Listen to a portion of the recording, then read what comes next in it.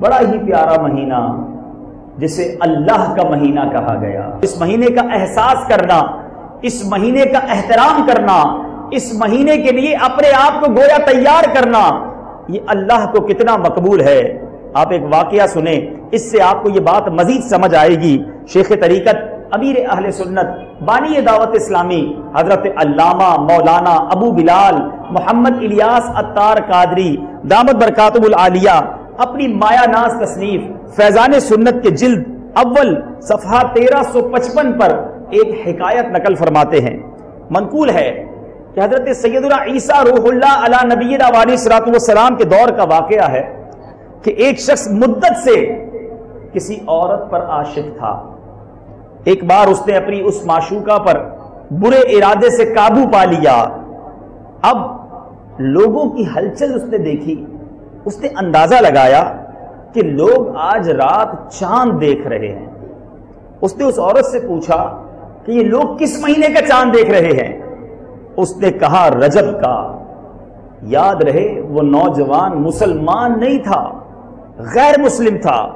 جب اس نے یہ سنا کہ رجب کا چاند دیکھ رہے ہیں، گویا ماہ رجب آنے والا ہے، وہ اس عورت سے الگ ہو گیا، رجب کے احترام میں الگ ہو گیا اور گناہ کے کام سے باز رہا. حضرت عیسیٰ علی نبینا علیہ الصلوۃ والسلام کو حکم ہوا کہ ہمارے فلاں بندے کی ملاقات کو جاؤ. اللہ کے نبی کو حکم ہو رہا ہے کہ فلاں بندے سے ملاقات کو جاؤ. حضرت عیسیٰ علیہ الصلوۃ والسلام تشریف لے گئے.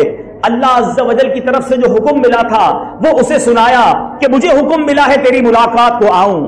یہ سنتے ہی اس کا دل نور اسلام سے جگمگا اٹھا اور اس شخص نے کلمہ پڑھ کر اسلام قبول کر لیا. حضرت عیسیٰ پر ایمان لایا، اس نے ان کے مذہب پر اسلام قبول کیا. مگر پتہ کیا چلا کہ پہلے کے لوگ رجب کا احترام جانتے تھے، اس مہینے کی قدر جانتے تھے، انہیں یہ معلوم تھا یہ کتنا مبارک مہینہ ہے. مگر اے مسلمانوں، بدقسمتی یہ ہے کہ آج رجب کا مہینہ شروع بھی ہو جاتا ہے، ختم بھی ہو جاتا ہے، ہمارے اندر کوئی تبدیلی نہیں آتی، ہمارے اندر کوئی فرق نہیں آتا کہ یہ کون سا مہینہ ہے. اے میرے میٹھے اور پیارے اسلامی بھائیوں، یہ تو ایک غیر مسلم تھا جس نے رجب کا احترام کیا. رب کریم نے اسے احترام رجب کی برکت سے ایمان کی دولت عطا فرما دی. تو جو خود مسلمان ہو رجب کا احترام کرے، خوب نوافل پڑھے، خوب عبادت کرے، خوب توبہ کرے، اللہ کو راضی کرنے والے کام کرے. ذرا سوچو تو صحیح اس کو کتنے انعام ملیں گے، اس کو کتنی برکتیں ملیں گی. اے میرے میٹھے اسلامی بھائیوں، اپنے آپ کو تیار کیجئے. شیخ طریقت امیر اہل سنت اپنے بڑے پیارے رسالے کفن کی واپسی ماں رجب کی بہاریں میں ارشاد فرماتے ہیں، رجب یہ لفظ ہے نا، رجب یہ دراصل ترجیب سے نکلا ہوا ہے اور اس کے معنی ہے تعظیم کرنا. اس کو العصب یعنی تیز بہاؤ والا بھی کہتے ہیں، اس لیے کہ اس ماہ مبارک میں توبہ کرنے والوں پر رحمت کا بہاؤ تیز ہو جاتا ہے اور عبادت کرنے والوں پر قبولیت کے انوار کا فیضان ہوتا ہے. اس مہینے کو العصم یعنی بہرا، خوب بہرا بھی کہتے ہیں. مہینے کو بہرا کیوں کہتے ہیں؟ اس کی وجہ یہ ہے کہ اس میں جنگ و جدل کی آوازیں سنائی نہیں دیتی. پہلے کے لوگ وہ مہینے جن کا احترام ہے اسلام میں، آگے بتاؤں گا وہ کون سے مہینے ہیں، ان مہینوں میں جنگ نہ کیا کرتے.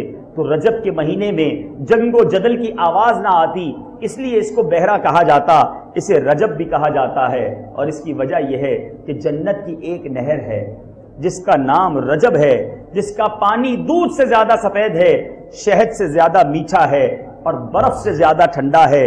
اس نہر سے وہی شخص پانی پیے گا جو رجب کے مہینے میں روزے رکھے گا.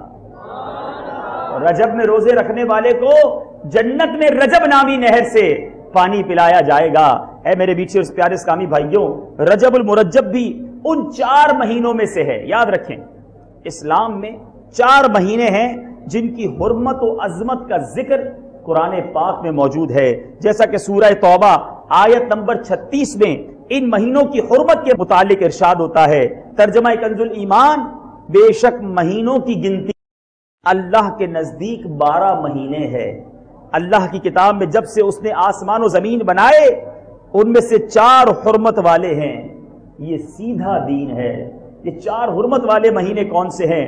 مفسر شہیر حکیم الامت حضرت مفتی احمد یار خان نعیمی رحمت اللہ تعالی علیہ فرماتے ہیں حرمت والے مہینے 4 ہیں۔ پہلے 3 تو ملے ہوئے ہیں، ذوالقعدہ، ذوالحجہ اور محرم۔ یہ 3 مہینے ایک ساتھ آتے ہیں۔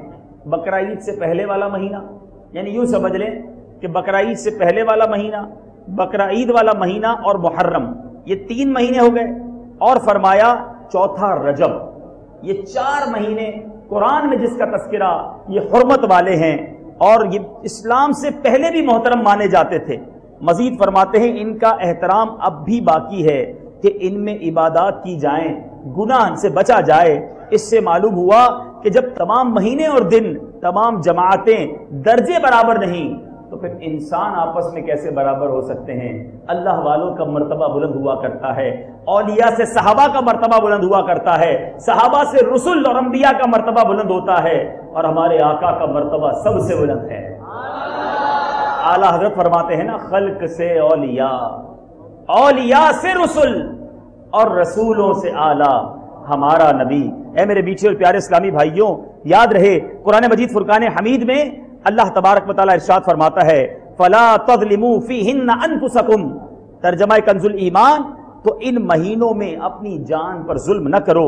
یعنی یہاں یہ بیان کیا گیا کہ ان مہینوں کی عزت اس طرح کرو کہ ان کو قابل احترام اس طرح بناؤ کہ خصوصیت سے ان 4 مہینوں میں گناہ نہ کرو، کہ گناہ کرنا اپنے اوپر ظلم کرنا ہے۔